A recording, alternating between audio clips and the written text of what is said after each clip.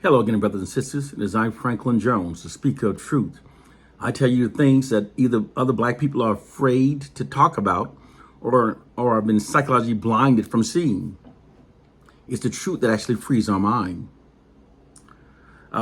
Today, this short video is going to be about how social scientists fundamentally changed the African American culture for the benefit of the system of white supremacy.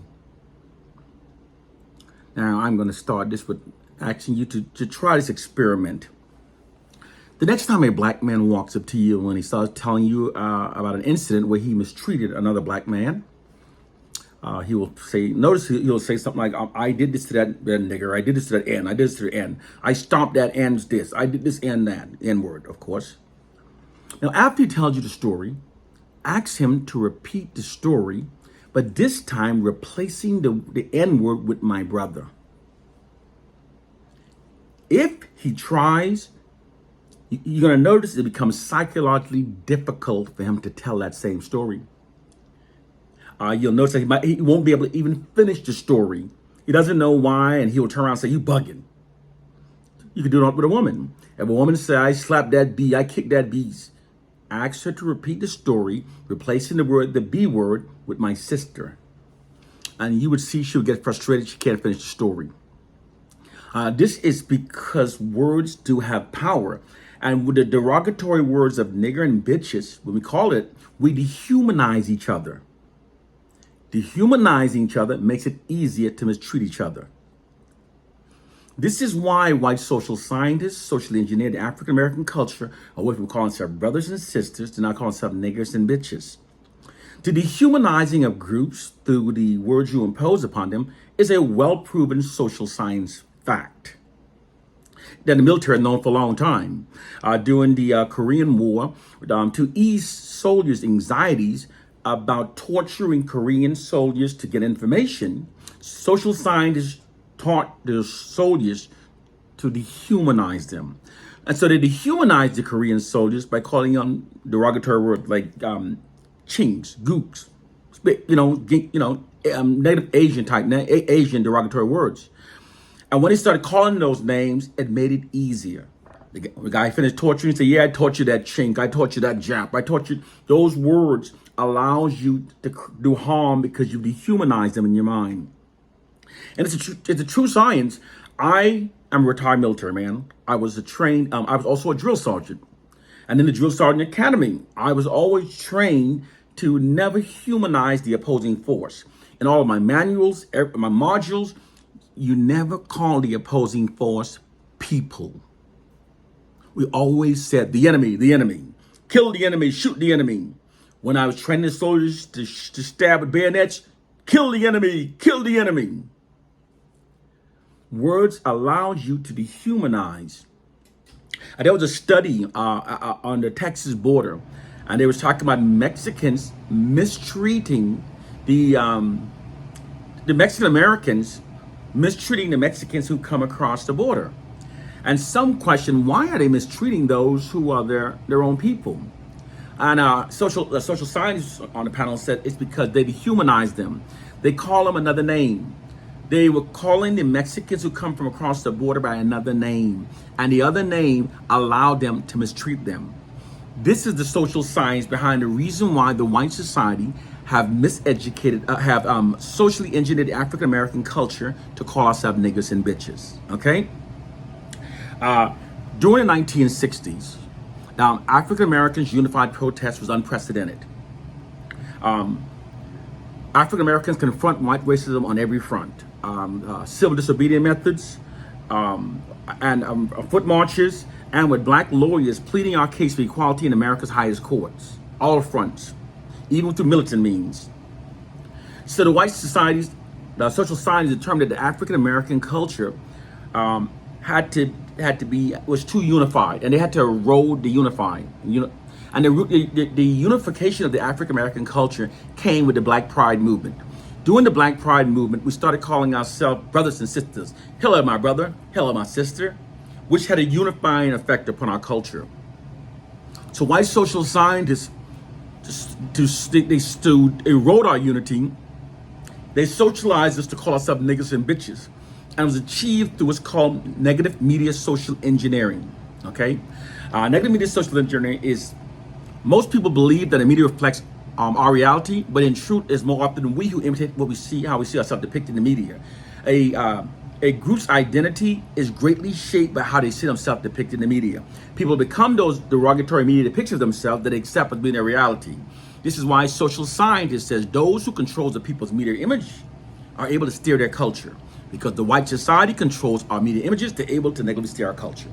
So they use media social engineering to steer us away from saying brothers and sisters to saying niggas and bitches.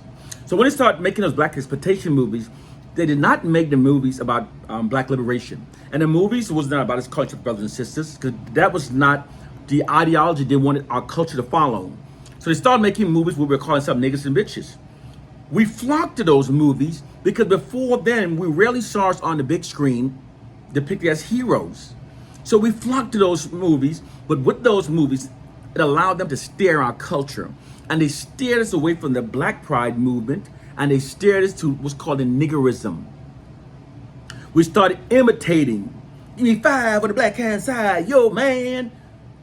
And we said, this is our culture. It's not our culture. We're imitating the caricatures that the white society creates of us. We imitate the characters, making it true. The white society negatively steers our culture. Okay, after they assassinated our leaders, they knew that our youth would then perceive entertainers as being our informal leaders. So they hire actors, and these actors started doing these movies, playing the pimps, calling themselves niggas, the bitches, and we adopted it. And we said, that's us, not realizing. And the reason why African Americans are more susceptible to media social engineering is because we were stripped of our true identity and culture during slavery. People who have been stripped of their true identity and culture are more susceptible to negative media social engineering. So the white society steers our culture, and they use media social engineering to steer us away from our culture, from the black unity. Okay, they also notice, look at the difference in our culture. We were saying we're black is beautiful. Now we're bleaching our skins. We agreed that our worst enemy was the white society. Now millions of us perceive ourselves as our worst enemy. We were wearing afros. Now we're wearing blonde weaves. Our culture has fundamentally changed to the opposite. This is not a natural occurrence. A culture does not change 180 degrees by itself. It has to be steered that way. And it was steered this way through the white society's control over our media images and our narratives. The white society controls our media images and our narratives, so the white society literally owns our interpretation of ourselves. If the white society wants us to believe that we are worst enemies, they'll keep putting in the news, black killing blacks, blue killing blacks, black people kill each other at highest rates. And we start functioning based upon it. We literally say, I'm not for white folks, I'm for my own people. And we don't recognize these tactics. They have our people so brainwashed that there are those who are listening to me speak and saying, no, stop blaming white folks, it's us. And don't understand that the white society have steered our culture away from the Black Pride movement. The white society, white government said it is the duty of the government to protect its nation from any dissent that may rise among the subordinate population. It's the duty of the government. So that's how they justify their manipulation of our minds, manipulation of our culture in ways that protects the white society. Our problem is most of us don't know the true underlying relationship that truly exists between the white society and black people. Although the white society publicly professes equality for all people, the white society is unrelentingly committed to the preservation of their nation's white dominance and control. There's also an immense fear of massive unified black retribution that secretly exists among the white society, given its long-term exploitation of black people. Social scientists also discovered something during the 1960s. They discovered that while the white society, with their, using their weaponry advantage of guns and cannons, were able to go to Africa and enslave and bring Africans back, they cannot sustain peace indefinitely with Africans unless our minds were manipulated to accept white dominance. Because people are inherently tribal, they do not accept the long-term dominance of other groups over their lives. They have to be manipulated to do so. Also, whenever people are oppressed for long terms, their collective aggressions toward their oppressors will continue to grow until acts of massive rebellion becomes inevitable. This is an inherent response whenever people are under long-term oppression. The oppressed always eventually rebels.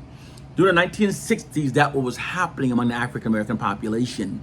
We were rebelling. We were unified rebel. And they studied it. They recognized that the Black Pride movement elevated our collective self-esteem and unified us against the white society. So now they changed our culture. They keep our self-esteems low by keep us believing the fraudulent worst about ourselves. And they keep us believing that we're our worst enemies to keep our collective aggression shifted from the white society and redirected against ourselves. And they condition us to call ourselves niggers, because when we call ourselves niggers, we dehumanize each other, which makes it easier to mistreat each other. When we call ourselves brothers and sisters, we were more unified. Calling ourselves niggas and bitches, we are more divided. Our culture has been steered into one that served the system of white supremacy. And the reason why no one's talking about it, because we no longer have true leaders. We have puppets who work for the white establishment. We don't have real leaders. So we see our culture being turned complete 180 degrees. Now, ask yourself, this change in our culture, who did it benefit? It benefited the white society. The fact that many black people are now self-loathing, perceive ourselves as being our worst enemies, and reveres Caucasians, and in spite of a brutal history to the contrary, it benefits the white society. Whenever the change of the oppressed serves and benefits the oppressors, it is a change that was implemented by the oppressors.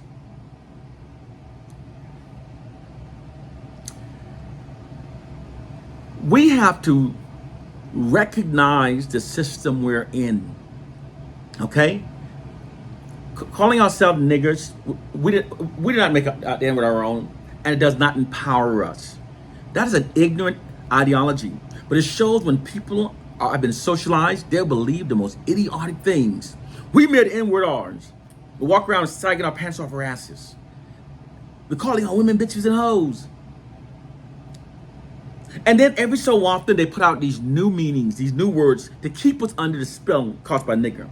Because when we call ourselves nigger, this conditions us to perceive ourselves through a subordinate identity that makes us less inclined to defend our community. When we perceive our people as a bunch of niggers, we are less inclined to go defend our people. Because words have power over the subconscious minds also. In addition to words affecting how we treat people, words affect how we function. It's why a man who calls himself a thug is more likely to engage in the fight than to avoid a fight. It's why a woman who calls herself a bitch is more likely to often become stubborn and reasonable. Words affect how we function and how we treat others. And that's why the white society have so many negative words that we call ourselves, keeping us under a mental subjugation. Now, every so often, to keep us under the original spell cast by the original N-word, they will tell us things like, oh, it's now nigger, N-I-G-G-A, or niggers. And they say it's niggers because it's a king. It means king in African language. Those who are idiots and ignorant will believe the dumbest shit. Africa has over 4,000 languages. And in each of those languages, they have at least 3 to 4 words that means king. Ruler. So when you add 4 times 4,000, look at all those words that means king. And the only African word for king that's being propagated throughout our community is the word niggers. The one that happened to sound just like niggers. Stop being ignorant and stupid and gullible. The word niggers is being used to keep us under the psychological spell created by the derogatory word of niggers, because the subconscious mind does not see the different spelling. A nigger by any spelling is still a downtrodden nigger. We must stop being so ignorant, gullible, and naive. Oh, we put an A on the end. The most ignorant among us. Our problem is that the ignorant ones are overconfident, and the intelligent ones are feeling intimidated and they remain quiet. And this allowed the beliefs and the idiotic ideologies believed by those who are gullible to spread throughout our community, mentally enslaving our people.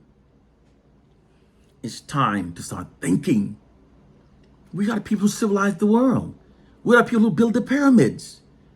We gave the world its philosophy, writing, math, everything. And we're sitting here being mentally enslaved by the ones who were living in the caves when we were building the pyramids. You see, because they control our narratives, they negatively distort them and marginalize them. And in doing so, they've conditioned us to perceive ourselves through an inferior identity that aids them in maintaining their dominance over us. Brothers and sisters, we have to stop being so gullible. And those of us who know better, we need to start speaking up. Don't feel overwhelmed because of the ignorant around us. You know, a lot of people come to America, and a lot of foreigners come and they think we all call ourselves niggers. They don't know that there are millions of African Americans who never use the word. But here's what's happening in the media. Because the white society controls our media, those of us who have a disdainment towards the word, our disdain for the word is never expressed in the media. So they hire actors and they keep calling themselves niggers. And by having actors keep calling ourselves niggers, it becomes normalized. It becomes normalized. They're staring our culture. We think we're staring itself. Like, you know, when some black people says, well, we have a no stitching policy. Black people have been reporting crime to the police for a long time. So all of a sudden they put it in the on television. We have a no stitching policy. Black people don't believe in stitching. And many people accepted the narrative as true and then stopped reporting crime, therefore making our communities now worse. You see how the white society's control over our narratives allowed them to negatively shape our culture? Those of us who don't critically think never notice their mental chains. To emancipate your mind from mental slavery, you have to start critically thinking. You have to start questioning the validity of all information you receive from the white society. When you're told something from white society, ask yourself, how does this benefit the system of white supremacy? How does this narrative, accepting this narrative, hurts my community?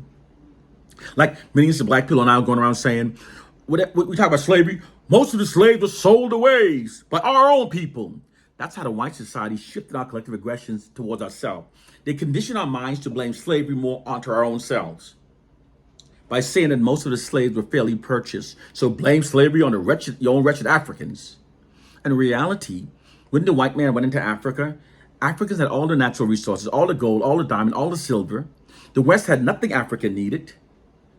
And Western money had no value whatsoever in Africa, nothing. So how is it possible that most slaves were fairly purchased? Well, they had nothing Africans needed. And knowing the white societies we now do, why wouldn't they go into Africa using their weaponry advantage of guns and cannons and maximize their profit by stealing most of the slaves?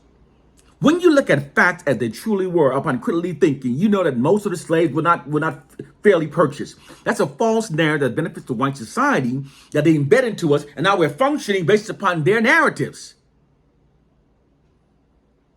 Those of us who don't critically think never notice their mental change. You ever notice when a black man walk up to you just talking about our people? No, our damn people. And when the black man does to me, he's the most idiotic man on the planet. Because no, he's not a critical thinker. No black person on this planet, no black person in America can confirm their negative assessment about our race without relying on information from the white society. The white society who have benefited from keeping us believing less about ourselves, worse about ourselves. The people whose power over us becomes greater when we believe less of ourselves are the groups control what we believe about ourselves. So then naturally, they're going to keep us believing less about ourselves. Like they keep telling us we're 13% of the population. 30% of the population. And see, that's a part of their psychological warfare. To keep us marginalizing us, to even keep us believing our numbers are smaller than we are. That's part of how they maintain their dominance. They keep us believing that our numbers. Now, I remember for 30 years, they were saying that the African American was 12% of the population. Now, on one hand, their propaganda campaigns were saying that we're making babies like crazy, And even though 30 years went by, they were still saying that we're 12%. So how could we be making babies like crazy, like they're saying, and still remain 20% of the population? How can we be outnumbering them on birth rate 3 to 1 and still 20%? So over the last couple of years, they keep us at 13%. The white society constantly feed us disinformation. Like, you know why everything we hear about the white society favors them over us? It is designed to instill the myth of white superiority and black inferiority into our subconscious minds. Social science says it instills a value system into our subconscious minds that makes us more compliant while dominance over our lives. It is time to wake up. And you're sitting there reading the Bible, thinking that the Bible is going to save you. Those who believe that never research facts. The Bible is written by Romans who engage in massive orgy, bestiality, sodomy, homosexuality, and death sports. And they continue all these practices before and after writing the Bible. The person in charge of the Bible was Constantine, the Roman emperor. He was the one who put Jesus in the Bible. And on his deathbed, he refused to convert to a Christian. The man who oversaw the writing of the Bible, he refused to. Then the Bible had revisions in 1611 by King James. King James was a homosexual who fell in love with his cousin and then later murdered his cousin. And his name is in the Bible. We are functioning based upon falsehood. And to liberate ourselves, we have to elevate our mind and function based upon what is true. One love and peace.